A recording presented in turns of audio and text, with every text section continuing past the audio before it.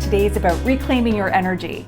Do you ever wake up in the morning and you go right into automatic pilot where you just grab your cell phone and you start worrying and thinking and projecting your energy into the day, and you're ruminating on all the things you could have done or should have done yesterday, or even life itself, blame, regret, and shame?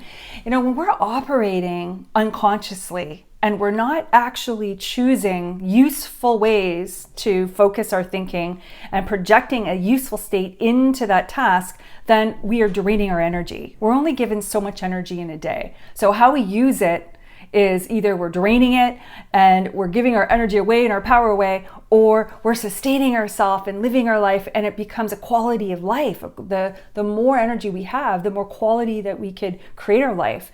And if we're operating from a place that's fear-based, then often we're going to feel restriction in our body, and we're going to have less empowering thoughts. We're going to feel like we're trying to reach for control instead of being in charge. And there's going to be a dis-ease that's happening. Headache, stress, all those things could come up. If we're not conscious of where we're giving our energy away to, how could we tweak our thoughts and our thinking? How could we become conscious to have proper perspective and to align ourselves with what is true and useful, and then project that into our day? That's what today's about, those skills. So how we want to begin to take a look at this is ask yourself, how do I start off in my morning? Do I reach for the remote? Do I check my email? Am I already thinking into the day and already stressed and tired?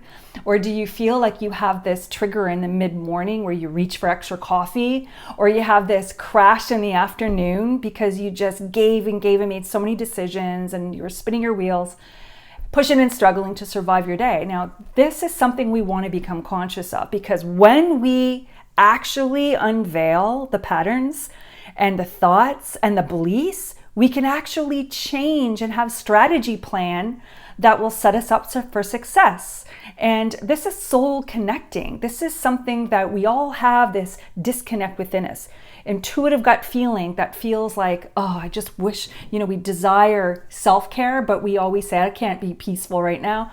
Maybe tonight, or when the weekend comes, or I'll take that vacation. So we're always putting peace off to when we believe something is completed. Where that's the belief that we have, is that a reward comes at the end of completion, instead of just being tasked, celebrating in between each task, pausing and giving yourself an up-leveled sense of accomplishment. Otherwise, we're going to feel like we're always chasing our to-do list.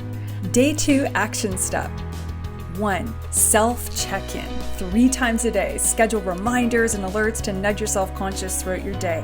Being mindful of where you are absorbing external stress and leaking your energy is key. 2. Acknowledge and honor where you are. Unmute your emotions. Release those worry thoughts and hear yourself out. What are your needs and fears? This is how we shift and regulate our emotional states to more empowering ones.